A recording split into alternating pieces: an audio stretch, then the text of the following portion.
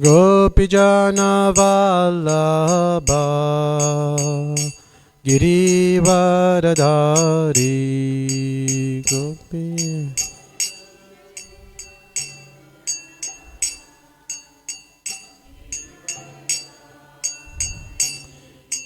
Yashodanandana Brajajana Ranjana Yashoda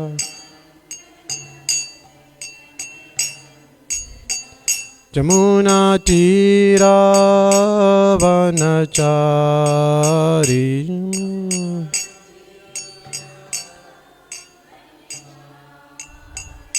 Jaya Radha Madhava Kunja Bihari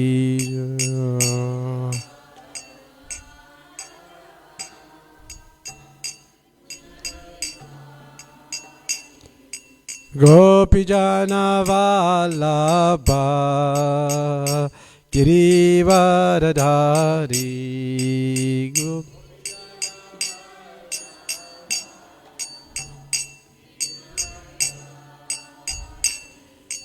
Yashodanandana Brajajana Ranjana Yashoda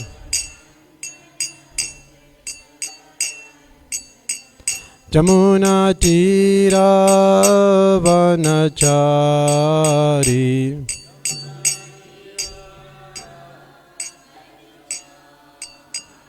Jaya Radha Madhava Kunja Bihari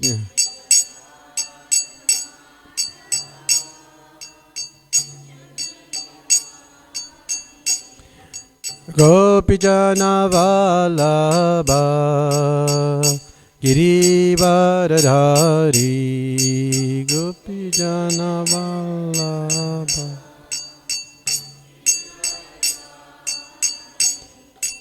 Yashodanandana Brajajana Ranjana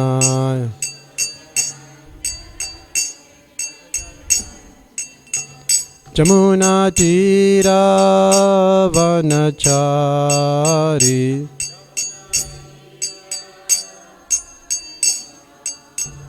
Yamuna Tira Vanachari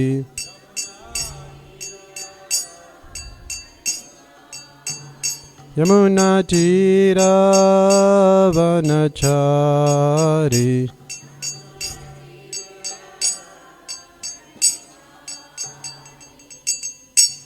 Jai Vishnupad Paramahamsa Pravijacharya Astora Shishyamat Divine Grace A.C. Bhaktivedanta Swami Prabhupada Ki Jai Vishnupad Paramahamsa Pravijacharya Astora Shishyamat Divine Grace Bhaktisiddhanta Saraswati Goswami Maharaj Prabhupada Ki Anantakoti Vaishnavrind Ki Naam Acharya Slaidas Thakur Ki Prem Sakaho Sri Krishna Chaitanya Prabhu Nityananda Shri Advaita Gadadhara Shivasadi Gaur Bhaktavrind Ki Sisi Radha Krishna Gopa Gopinath Shyam Kun Radha Kun Giri Govardhan Ki Vrindavan Navadip Dham Ki Ganga Mai Jamuna Mai Ki Bhakti Devi Tulasi Devi Ki Samaveta Bhaktavrind Ki Nitai Gaur Premanande. All glories to the assembled devotees. All glories to the assembled devotees. All glories to the assembled devotees. All glories to Shri Guru and Shri Gauranga. All glories to Srila Prabhupada. Srila Prabhupada Ki.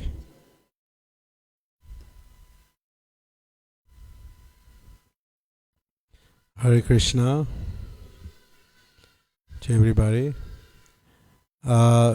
We are discussing today from the Transcendental Diary by Harisuri Prabhu.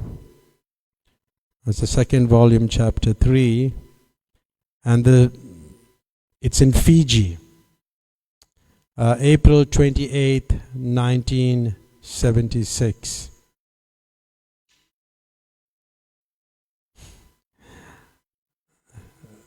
Om Namo Bhagavate Vasudevaya.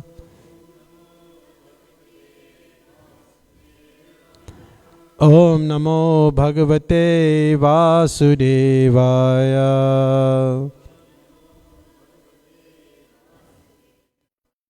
Om Namo Bhagavate Vasudevaya.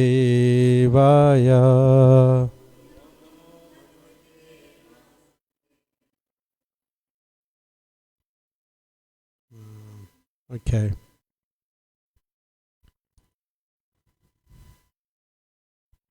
Just trying to get something.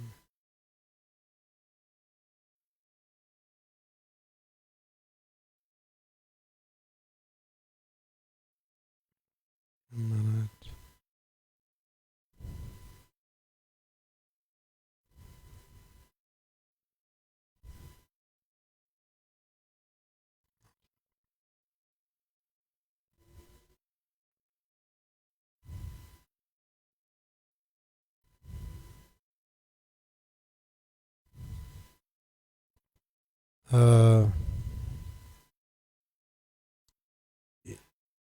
I'm just trying to get the book itself. Just a minute.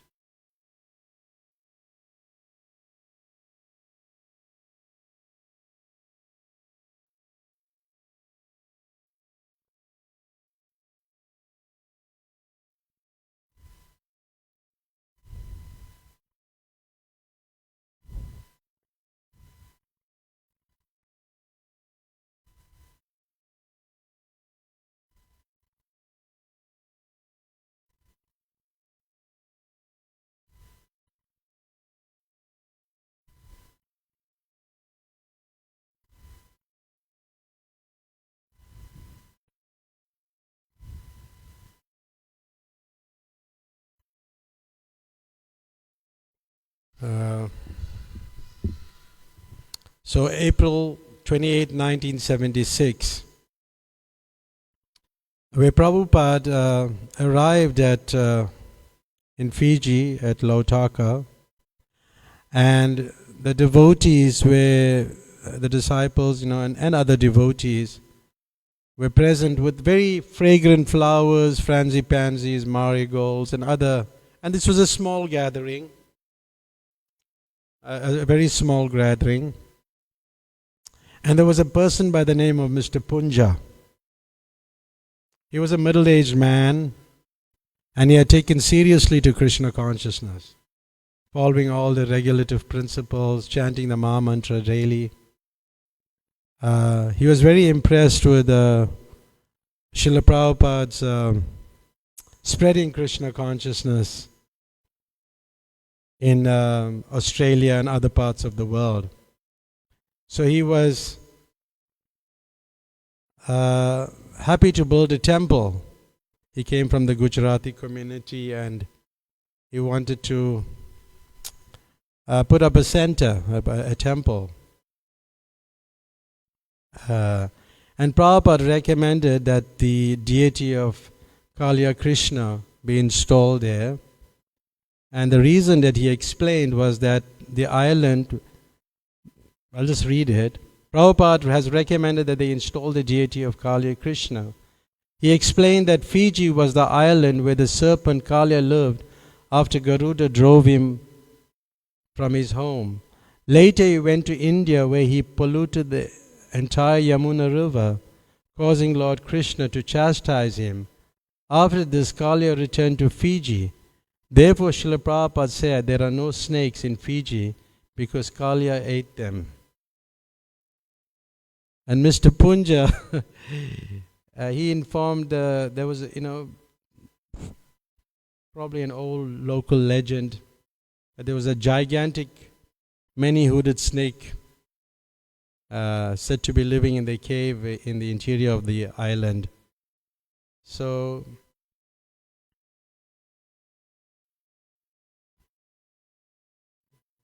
yeah. And they were discussing the temple, how the temple should be built, with so many domes and 3 domes. So Mr. Punja, the person who was at the airport, he drove to his brother's house. And when he went to his brother's house, he quickly settled everything so that, the dictaphone, and other paraphernalia in a small room where Prabhupada could do his translation work. And then, then they bathed Prabhupada's feet with scented water. And that's that's the custom. But previously we used to do that, but not so much now. I mean, previously when sadhus came, we always, well, in the temple room, but we should do foot bathing ceremonies. And there was one devotee, but it's not in the Transcendental Diary. It was one of the recollections of Prabhupada's disciple, Ajamil. And he was like, he got his first initiation in 1972. And then he was in the temple in Australia. And he heard that, it's nice to drink the water that's bathed by a pure devotee, it's foot bathed by the pure devotee. So he was like meditating on getting, Prabhupada's remnants. And the devotees, the president and his wife said, no, maybe you should do it. And so he made all the arrangement, got the scent, the water, the table, the towel, everything for drying Prabhupada's feet. But as soon as it was over, he ran into a kitchen and, he wanted to drink the water. And he's thinking, well, hey, I can't do it in the kitchen now. It's like, he went out in the hallway and he started drinking the remnants. And Hari Suri Prabhu came a little later. He was almost finished, just like almost done. And Hari Suri said, you're not going to finish, you're not going to drink all that yourself. But he was almost done. But then there was a little left, and he reluctantly gave it to Hari Suri Prabhu. He was very reluctant in giving it also. Because I guess, when somebody gets remnants of a pure devotee, they want to take advantage of it. But it's also good to share, it's also good to share the mercy. But he said, this was interesting, he felt so good. Therefore, especially, the association of a pure devotee, especially in the category of somebody like Srila Prabhupada, to get his remnants and to be in his association, as yesterday we were discussing, we heard so much about Srila Prabhupada, and last night I was hearing that song, Prabhupada's favorite song. It was about 17 minutes, I think, and Prabhupada explained each word, and it's amazing, the whole song. And, you can feel that very pure mood, and you feel very nice when you hear a pure devotee and take his remnants. But this devotee, he said, I felt as if my feet was not touching the ground for about a week. After taking the remnants, 1 week, he felt he was meaning he was feeling very good, he was floating in the air. It's such an experience that he had. It was such a purifying substance. And also because of my faith in the power of that water. He had faith that, if he have it, that he will benefit. Because sometimes we give people, what is this, They may not have so much faith in it. But if they drink it and with faith, then it has more effect. And he said, he's still, up till now, he's still around serving Srila Prabhupada. And he felt that really helped him to stay in Krishna consciousness. So therefore, to receive a Vaishnava is a process. And the process is, we receive them in a very loving way. We receive devotees, we put garland for them, we go to the room with them, to them, enter the room and honor them and offer obeisances. All these things must be done. You will benefit greatly. I've been practicing myself for quite a while, but I try not to miss these type of occasions. At least get some remnants, and it's very, very wonderful.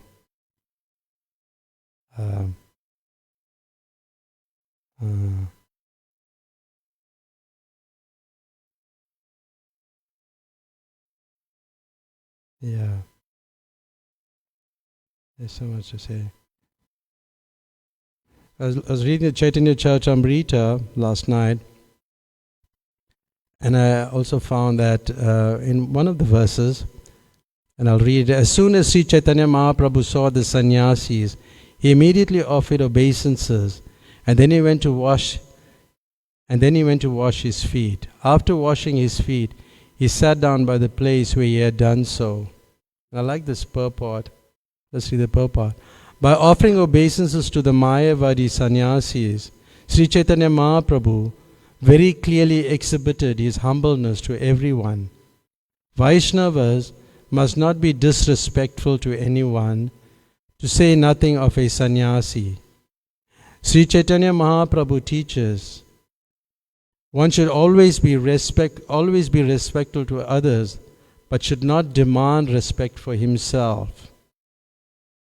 A sannyasi should always walk barefoot.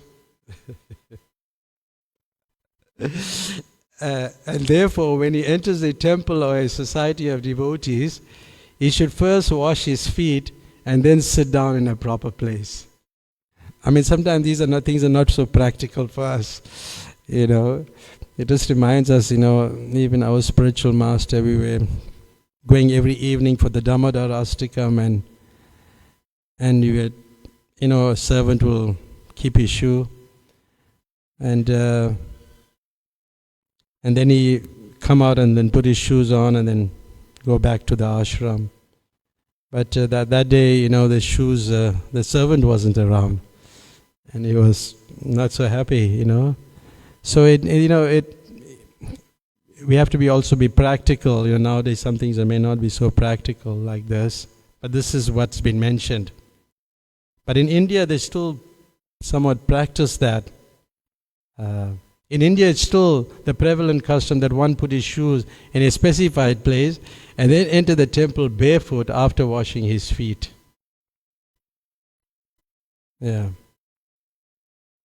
So Sri Chaitanya Mahaprabhu is an ideal acharya, and those who follow in his footsteps should practice the methods of devotional service that he teaches us.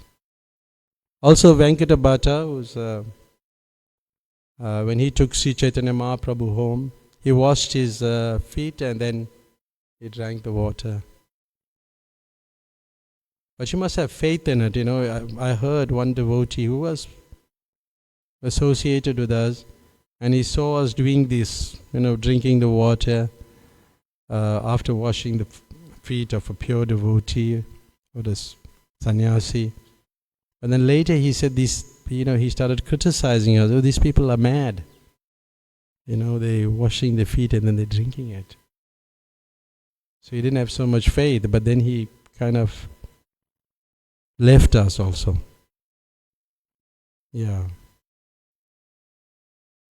So then, so Fiji was, it's a very beautiful place, and on the 29th, the next day, the 29th of April 1976, so Prabhupada was relaxing, but he was disturbed in the night by dogs.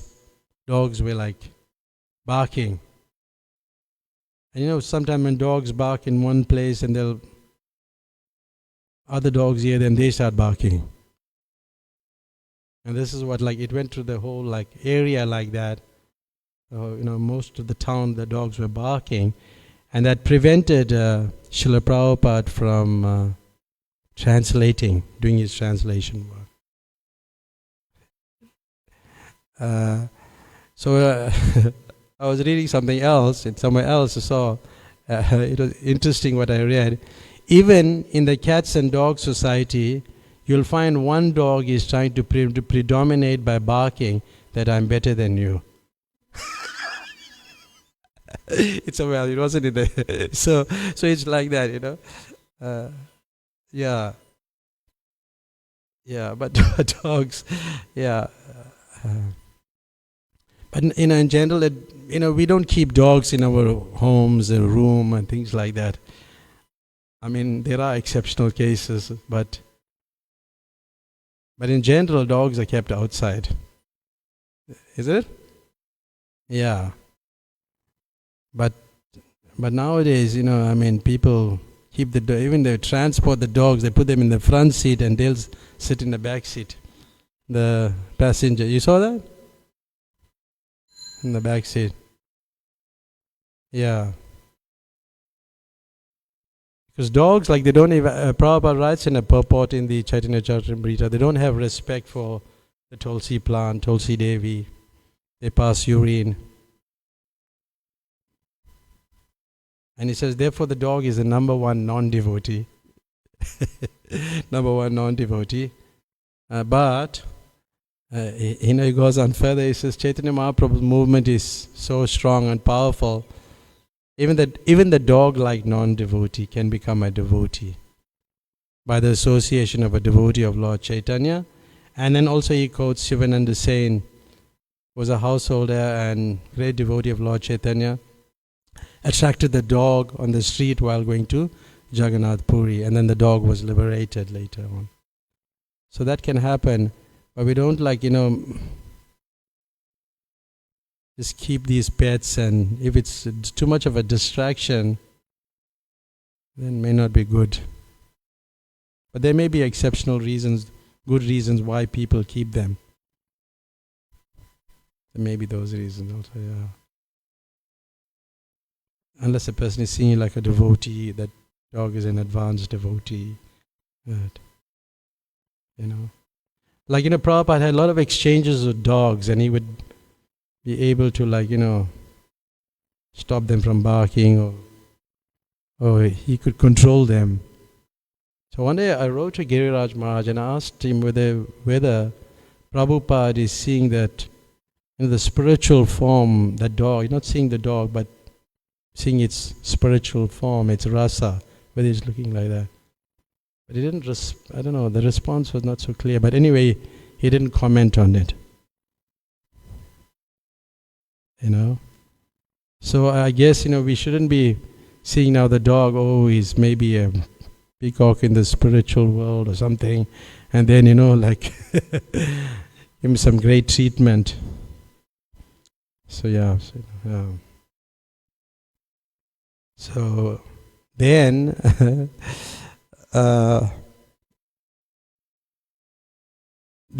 generally, in Prabhupada go to an area here, there's so many programs. And always there's more programs, and it's like, difficult for the servants to manage it also, in the sense that, Prabhupada may say, yes to all the programs, and I don't know how the servant's going to say no. It becomes a little challenging. And I guess, even our present day sannyasis, when the servants are serving them, they become like, people may not like them because they're saying no, but they cannot manage all programs. So in this case, three of the two disciples, Pushti Krishna and Guru Kripa Prabhus, they met Mr. Punja and they tried to, cancel certain programs, so that Prabhupada will have more time to translate.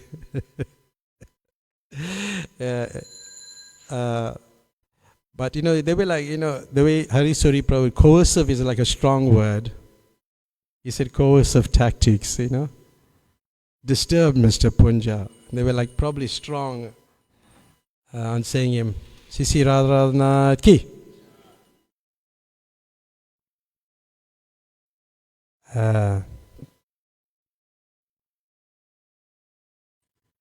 And Mr. Punja, he went to Prabhupada, and Prabhupada became very, very angry. And he immediately called for his secretary and the GBC.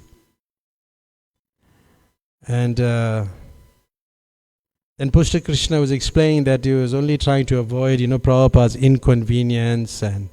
But Prabhupada immediately corrected him. He said, he became, for someone my age, the inconvenience is there simply in traveling.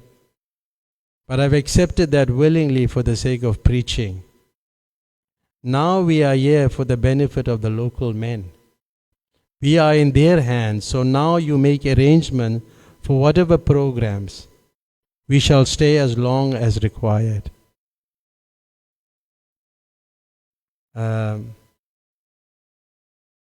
So they were thinking, they were helping Prabhupada. But Prabhupada, saw it a little differently. And they found this, challenging when they had to say no to people. And then this transpires where Prabhupada is saying yes. They found it difficult.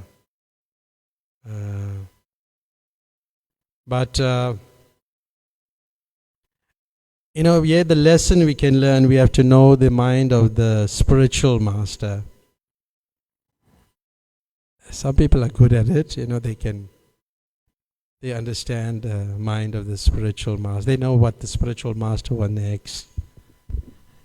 And sometimes, we just work it out. We think, well, the spiritual master is tired. Maybe he won't do this, we won't do that.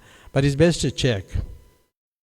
One devotee, Ranchor Prabhu, once told me in Bombay, if you're not sure, please check. If you're not sure, please check. But just don't do what you want to do on your own.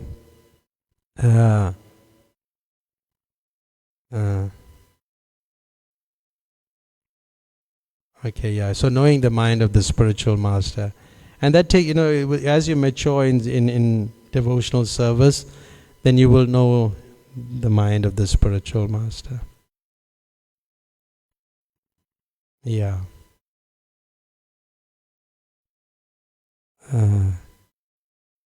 So then we move on to April 30th, 1976. Since there is no temple, we have to set program, but there is still plenty of opportunity to hear Srila Prabhupada speak. He is always happy to sit and talk with us, offering revealing insights into preaching strategy meant for saving others and simultaneously giving us a deeper appreciation of our relationship with Him.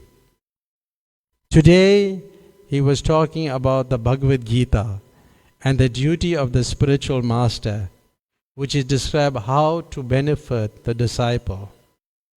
Prabhupada told us that because Arjuna offered himself as a disciple, Krishna chastised him. You rascal, this is how Prabhupada puts it, you are talking like a very learned man, but you are on the platform of the bodily concept of life, the platform of the animals. Prabhupada said, anyone who accepts his body as his self is not a human being. So Prabhupada took this opportunity. He was always preaching. And when you preach, you enlivened. It's very enlivening when you're talking about Krishna. And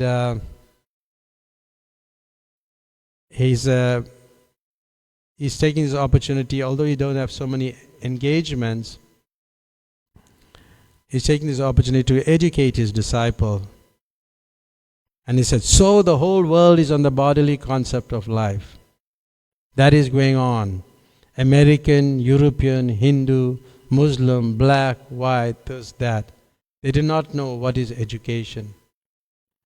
So therefore, the first education is, the first aspect of spiritual life is to know, at least understand that you're not the body. And you find that if people don't grip this point, it'll be a futile attempt for you to go further preaching to them, because if they don't because this is the first aspect, that you're not this body. And so often we speak about it. And even amongst devotees, sometimes we think, hey, can't you tell something else? Yeah, you're not this body. We'll tell you, not this body, spirit, soul. But if you have come to the platform that you're not the body, you'll appreciate the point. Because you don't like to hear that. Because you are the body. You're thinking you're the body. So for us to understand that point, that's our first education. And this is interesting, he said. I'll read this. He said that although Gandhi had his photograph taken with the Bhagavad Gita, he was fighting for nationalism. But in Pakistan, they were also doing the same thing. So what was his credit as a student of the Gita? Nobody was learning the real message of Bhagavad Gita, that the soul is different from the body. Like yesterday we were in a funeral and we were just talking about the soul, and there was a whole lot of Christian people, and we'd explain the soul is, it's spirit, and it's the same in everybody. We have everybody is spirit, soul, and the body is just temporary. And there were quite a lot of them, and there was a pastor also there. But they couldn't grip, it takes them a while to grip this point that you're not the body, but you're the spirit soul. Even amongst many, transcendentalists or practitioners of spiritual life, it takes a while before they can grip this point. Although it's the most basic point that we try to explain so often. It is the first time that we are teaching Bhagavad Gita as it is, Prabhupada said. Otherwise, everyone is misled. Pushta Krishna Maharaj informed him that generally people don't come to hear our philosophy. Guess what they come for? What they come for? If they don't like the philosophy, what are they coming for? What is it? Prasadam. They come for the prasadam. And then they come on time for the prasadam. That's they come on time. Sometimes we out there and they're coming, after, and the class is going on and they're coming. They make it on time for the prasadam, but so because they like prasadam. And so you have not come, Prabhupada said, but you have to come to take prasadam. It has connection with Krishna. So therefore we welcome you that at least for eating you are coming to Krishna. And gradually you will understand Krishna by eating. And Krishna is not so easy to be understood, but we are giving you the facility to eat Krishna prasadam so that one day you can understand this movement. So we very generous in giving Krishna prasadam. Bhakti Chaitanya Maharaj quotes one letter that Prabhupada said we should have cooks and we should be cooking for 20 people and serving, and that's not so practical now. We have to do what's practical also. We'll have too many people sitting here with us. And we'll have to hire more cooks.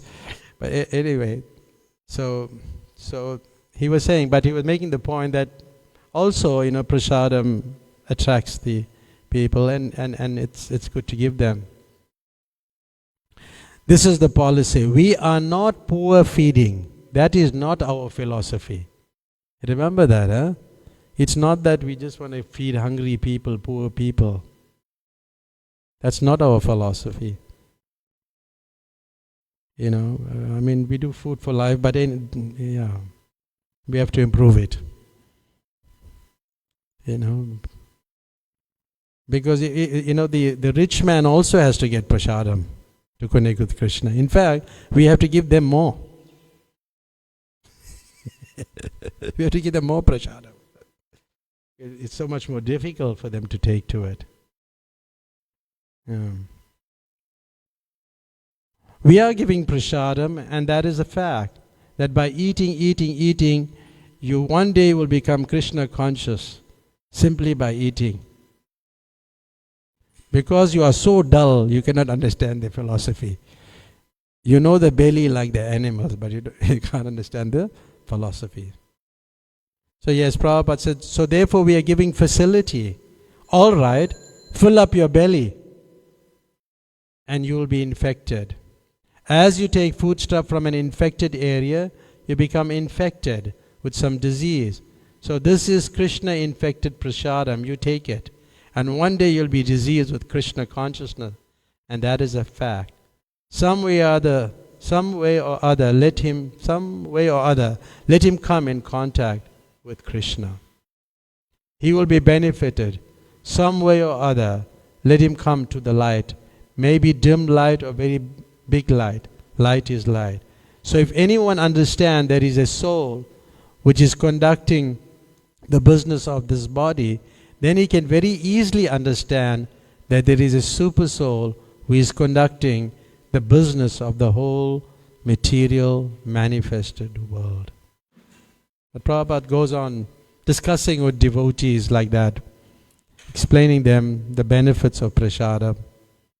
And lots of devotees came through prasadam also. They just, they wait for the prasadam, they have it, and slowly then they come and start hearing the philosophy. Like that.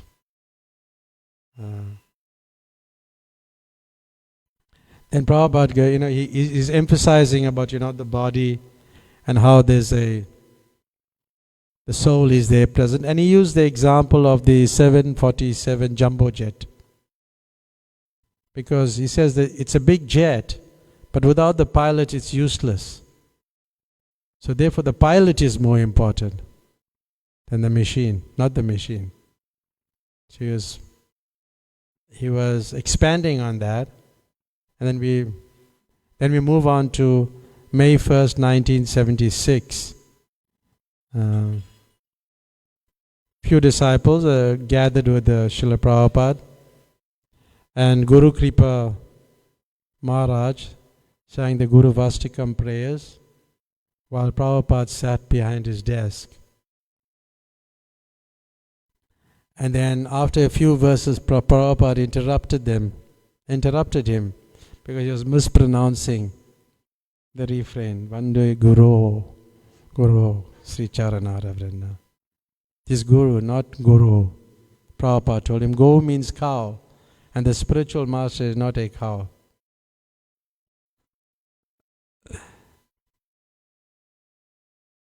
Yeah.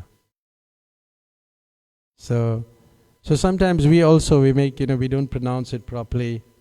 We may add things also. That's another thing that I've noticed, additions in songs. And I guess with the Jayadvaita Maharaj's Kirtan Standards book will be something that we all should try to read and follow. The way Prabhupada did things, even singing bhajans, and so have to be careful. So then a program was arranged at a local school hall, and not many people attended. Maybe about 30 adults, some Indians, and some native people, Fijian people came. But Prabhupada was not disturbed by this. This is we must learn about preaching. Whoever comes, I said, we have to preach to them. Like sometimes when we go to our campuses, and we're busy calling the people to come into our room to hear the philosophy. We're standing outside there. We have an American there, devotee. He's busy calling the people in. And sometimes he was successful, in getting the people in, and they'd come and hear a little. And sometimes we enter the room. There's people sitting there. We tell them, no, sit, don't go. You. Please be comfortable. We got some snacks for you all. Just remain. But after a while, slowly you'll see them leaving one by one. It's a few people. But we do the same things. We chant Hare Krishna. We we have our talk. We do the same thing. So we must do that. And we can learn from Prabhupada. And he says, but Prabhupada, Suri Prabhu says it, was undaunted and spoke with same strength and conviction as he always does, completely unattached and transcendental to material concepts of profit and loss, success and failure.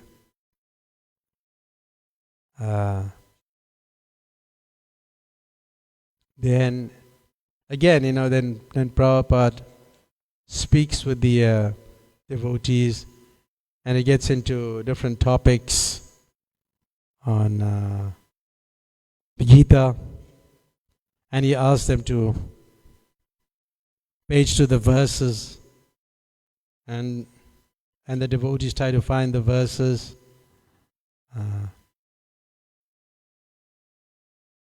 Let's read this one. Discussing the position of the soul within the body, he had Guru Kripa Maharaj read out verse 7 from chapter 15. Mamamsa Jiva Loka, that one. Jiva Bhuta Sanatana, Manasasta Indriyani, Prakrististani Karsati. The living entities in this conditioned world are my eternal fragmental parts. Due to conditional life, they are struggling very hard with the six senses, which include the mind. And Prabhupada would quote these verses. And it's important for us also to learn these verses, if we can, learn them. And the translation, you can explain it as best as possible in your own words is also okay. But we should support what we're saying from the scriptures. That's important. Then he gave a simple, effective comparison. So with this instrument, he's manipulating this machine as exactly the pilot. With so many electronics machine, he's working the flying of the plane. Where is it difficult to understand? This body is a machine. Then he goes on to quote another verse from the 18th chapter, text 61. Ishvaras Sharva Bhutanam Hirdaya say Arjuna Tishtati is quoting that verse. Where the body is a machine. Yeah. And how the Supreme Lord is situated in everyone's heart. He quoted that verse. So the aeroplane is wondering, is going on. The aeroplane is wondering. This machine is wondering. So he's talking now, but the aeroplane is going, it goes up, it comes down. And then he quotes another verse from the 14th chapter text, 18 it was, I think. Yeah. Purvam gachanti satvasta, madhya tishtanti rajasa, jaganya guna vrittista, adho gajanti tamasha. He quoted that verse. Those who are situated in the mode of goodness gradually go upward to the higher planets. Those in the mode of passion live in the earthly planet, and those in the mode of ignorance go down to the hellish planet. So you can see how expert Prabhupada was. He just took an example and he expands on it, up, down. Because people think that, after this life, we're going to all go back to God. After doing so much of nonsense, you're going to go back to God. So, and sometimes people don't accept that we are going to lower species also. Lower species, yeah. So Prabhupada is speaking, and then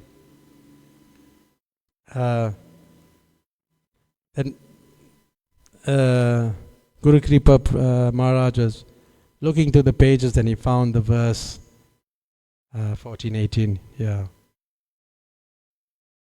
And then Prabhupada goes further. He said, if the pilot is third class, instead of going up, he goes down, then everything is spoiled. So everything is on the pilot. The machine is not important. The machine can go up, if the pilot knows how to do it, and the machine can go down. So he's meaning that you can go to higher planets, you can go to highest, higher planets, you can go to lower planets, and you can even go to lower species.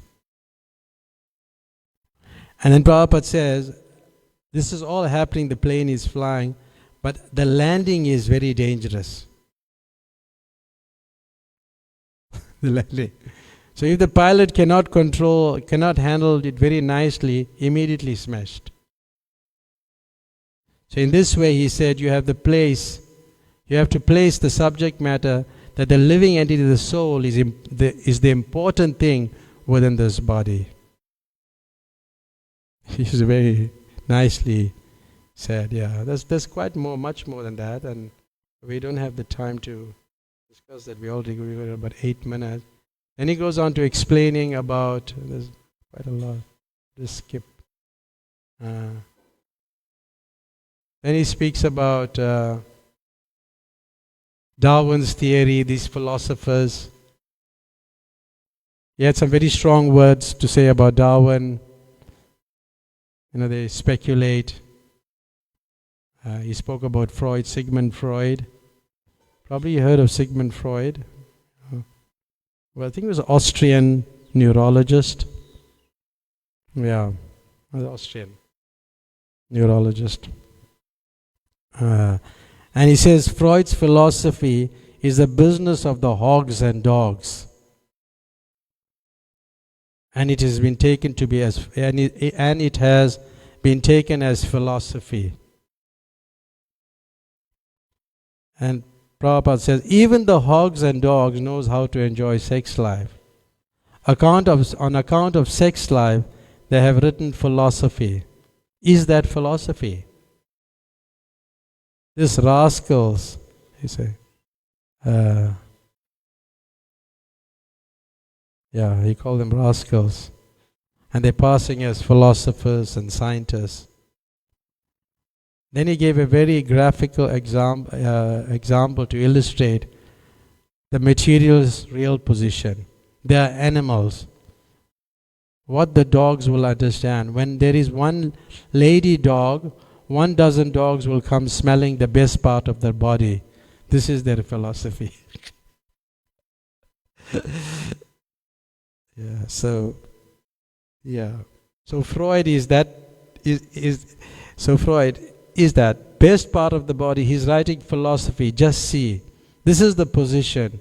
How low taste hogs and pigs business and write philosophy. His books are selling like anything. These type of literature, I think they'll do more than the marathon, maybe, I'm sure. But these types of literature, like when you talk spiritual subject matter, if the audience is not in tune with this, they won't understand this. It's like even the most basic points, because they're not in tune, they're not aligned to spirituality. But as soon as you talk about material things, they become alive. Like yesterday at the funeral, so I spoke, and then the pastor was speaking. But whilst we were speaking, they were talking, and people were like just busy chatting and doing all kind of thing.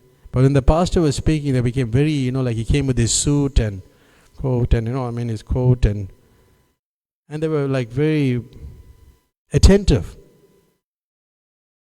Because they were attuned to that. Lots of them are Christians, so they were attuned to, listening to him. But then he started talking about himself, how successful he is as a businessman. He got a bed and breakfast, many things. But I'm just making the point. But it was just material things he was talking about. They got attracted to it. They were like very attentive. So people, these types of literatures, they, especially dealing with sense gratification, people are looking for these things.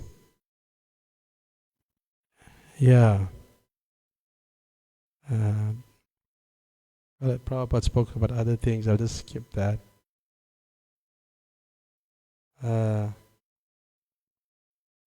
Yeah, but I was reading the Journey of Self-Discovery, and Visham Chandra Prabhu was, posing Freud's philosophy, and Prabhupada was like defeating it in a very nice way. And I'll just read one aspect, but maybe one or two parts of it.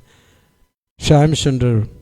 Sigmund Freud's idea was that many psychological problems originate with traumatic experiences in childhood or infancy. His method of cure was to have the patient try to recall these painful events and analyze them. Srila Prabhupada. But he did not know that one must again become an infant. After his life, one will be put in another womb, and the same traumatic experiences will happen again. So Sri Prabhupada was just so brilliant. Therefore, it is the duty of the spiritual master and the parent to save the child from taking another birth. The opportunity of this human form of life is that we can understand the horrible experiences of birth, death, old age, and disease, and act so that we shall not be forced to go through the same things again. Otherwise, after death, we shall have to take birth in a womb and suffer repeated miseries. That's one of them. Maybe we could just read one more. It's it's too much. Anyway, we'll stop here because we have 2 minutes more. If anybody have any comments or questions, I'd like to add anything. Okay. Srila Prabhupada ki